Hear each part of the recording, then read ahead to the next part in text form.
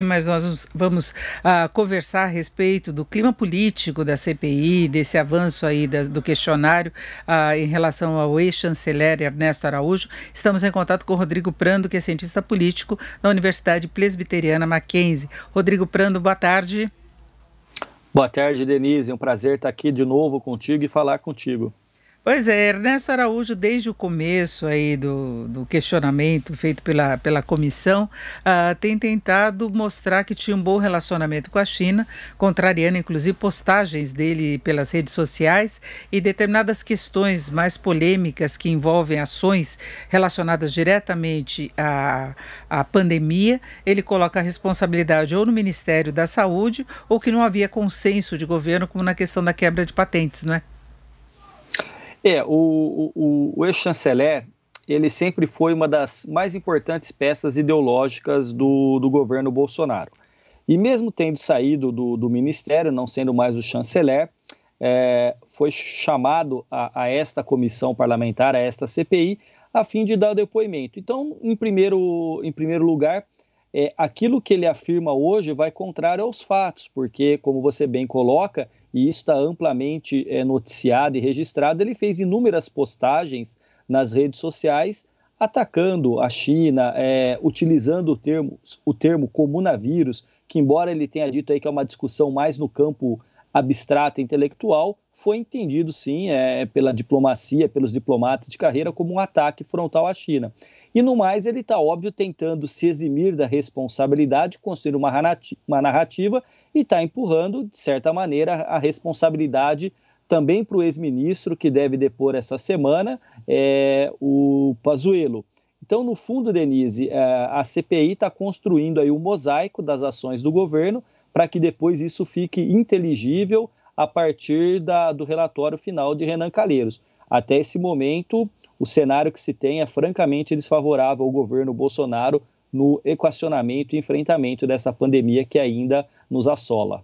Agora, o fato de ter aí uma avaliação negativa ao governo Bolsonaro, isso pode ter implicações maiores, mexer mais com a questão da popularidade, porque se duvida que a CPI tem algum impacto concreto em termos de uma punição ao presidente ou mesmo a integrantes do governo, né? Nós tivemos até aquela discussão quanto ao possível pedido de prisão do ex-secretário Weingarten. Pazuello vai com o habeas corpus, com o direito de permanecer calado naquelas questões em que se refere diretamente a ele, para ele não se autoincriminar, né, não correr esse risco, mas pode haver alguma implicação política maior para o governo? Olha, eu penso que pode haver implicação política, que continuar o desgaste que o governo tem sofrido, e um desgaste pelo fato da CPI trazer os fatos que já são de conhecimento da maioria dos que acompanham o processo político brasileiro, mas agora são depoimentos sob juramento e que farão parte de um relatório final. Então, esse desgaste político existe. Agora, não se descarta também a possibilidade, inclusive, de se caracterizar um crime de responsabilidade do presidente da República, por exemplo. Então, assim, o relatório ainda não foi entregue, né? A CPI está em andamento, nós estamos aí entrando na sua terceira semana, né? Terceira semana de depoimentos. Então, veja só, a questão é que, neste momento, o desgaste político é evidente. Não se sabe se juridicamente haverá apresentação de um crime de responsabilidade.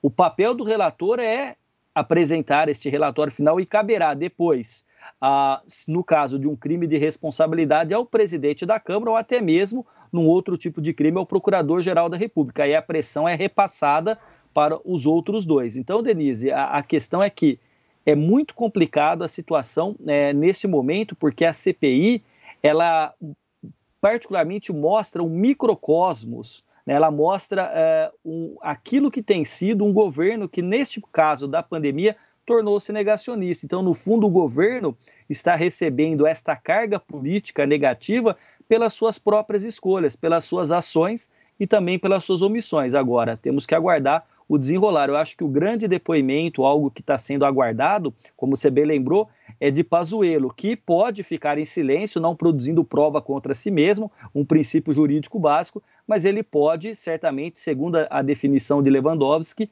falar sobre outros. Inclusive, ele pode implicar o presidente da República. Eles têm uma proximidade muito grande, fica difícil imaginar que Pazuello vá agir dessa forma, inclusive porque retornou a funções no Exército, o governo quis cuidar dele, de preservar a posição dele. Agora, o fato de Renan Calheiros ser o relator não acaba enfraquecendo possíveis resultados da CPI, porque mesmo os que eram favoráveis à CPI têm alguns questionamentos pela posição de Renan Calheiros, pelo histórico dele, por investigações, por ele ser pai de um governador. São várias argumentações contrárias e ele se manifesta de uma forma mais agressiva em todos os depoimentos. Isso pode trazer esse enfraquecimento? Pode trazer enfraquecimento, sem dúvida nenhuma. O Renan Calheiros é uma figura, uma raposa da política, alguém que sabe lidar com os holofotes e está fazendo um trabalho que é um trabalho de maior agressividade em relação ao governo, isso sem dúvida nenhuma. Agora também, se a gente for olhar o universo político brasileiro, talvez não se tenham tantas suspeitas quantas pairem sobre o Renan, mas há uma substancial suspeita em relação a vários senadores, a vários políticos. Então, enfim, o Renan não pode nem ser santificado e tampouco crucificado nesse ambiente de Brasília. A grande questão é que o governo jogou pesado para que Renan não fosse o relator da CPI, e nesta jogada do governo em várias frentes, perdeu em todos até o momento. É claro que o fato do Renan ser uma figura controversa, até mesmo agressiva, gera, como na semana passada, o embate que houve entre ele e o filho do presidente, também senador Flávio Bolsonaro, né? Então, assim, ele é pai de um governador, o presidente é pai de um governador, de um vereador e é pai de um senador. Então, assim, no fundo, a política do Brasil e as questões familiares estão sempre muito próximas.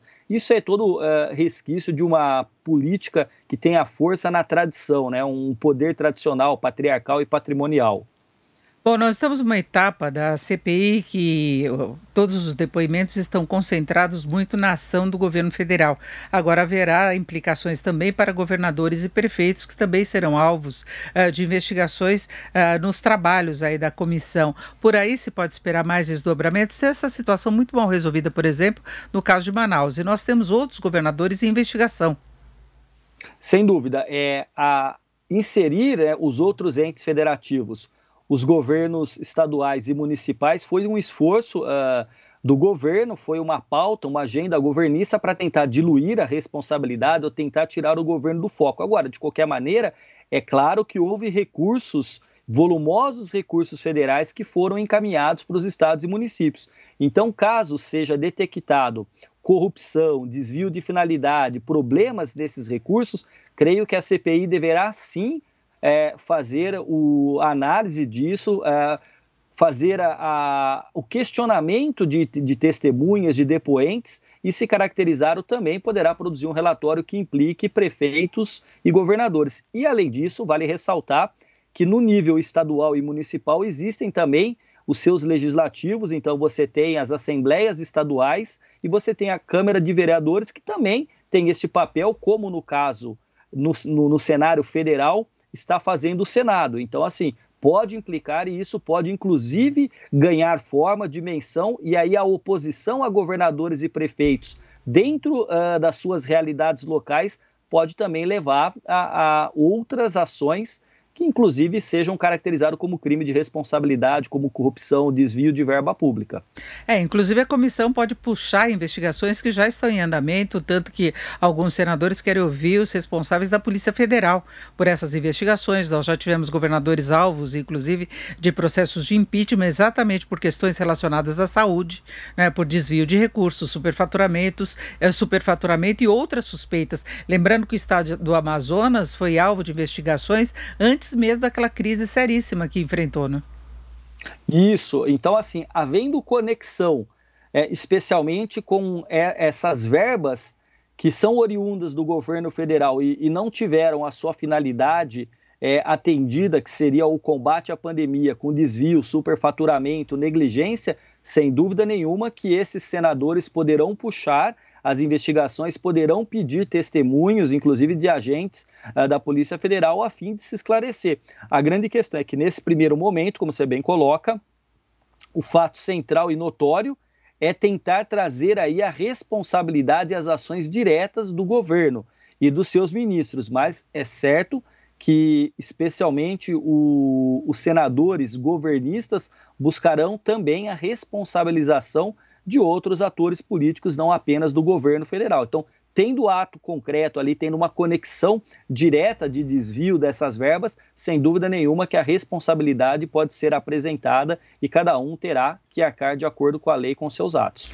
Agora, Rodrigo Prando, para fecharmos essa questão de ambiente político, se pode ter alguma repercussão no contexto eleitoral de 2022, nós temos visto aí várias pesquisas fazendo projeções para as eleições do ano que vem, mostrando uma disputa polarizada entre o ex-presidente Lula e o presidente Bolsonaro, ou algumas que apontam uma queda da popularidade do presidente, outras que o colocam numa situação ainda bastante favorável em termos de apoio da população. E ele tem testado esse apoio muito nas ruas, né, com manifestações quase todos os finais de semana, como nós tivemos no último sábado, especialmente em Brasília. Na sua avaliação, no geral, qual que é o contexto mais realista com o qual a gente pode trabalhar? Bom, a política implica na conquista do poder, mas também na manutenção do poder.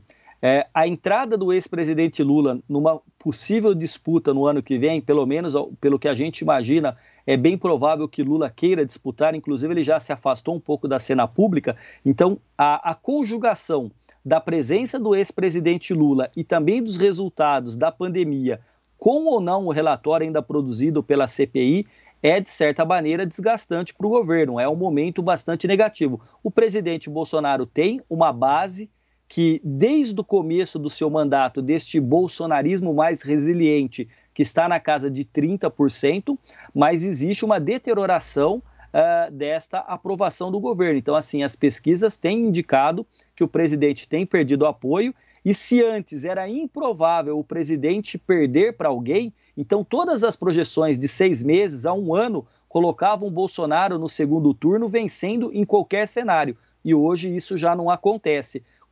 Ele perde para o presidente Lula no eventual segundo turno e ele também já perderia ou chegaria muito próximo empate técnico com outros candidatos que não têm essa força e essa musculatura eleitoral do Lula. De qualquer maneira, o presidente vai ter que aguardar o resultado da CPI, a reação da economia brasileira, quanto tempo que o Brasil vai levar para reagir economicamente, porque todos nós sabemos que um ambiente econômico ruim também péssimo para qualquer pretensão eleitoral. O presidente sabe disso, tanto que a tese de não fechar comércio, de não ter afastamento social, de não parar a economia, desde o início está nesta questão ligada aí à deterioração do ambiente econômico, né, do poder de compra, da inflação. Então, tudo isso, Denise, nesse momento e pelos próximos meses, me parecem ser desfavoráveis ao presidente. Mas 2022, outubro de 2022 está distante, e é claro que pode haver uma reação do governo, ele pode reconfigurar as suas formas de fazer política e conseguir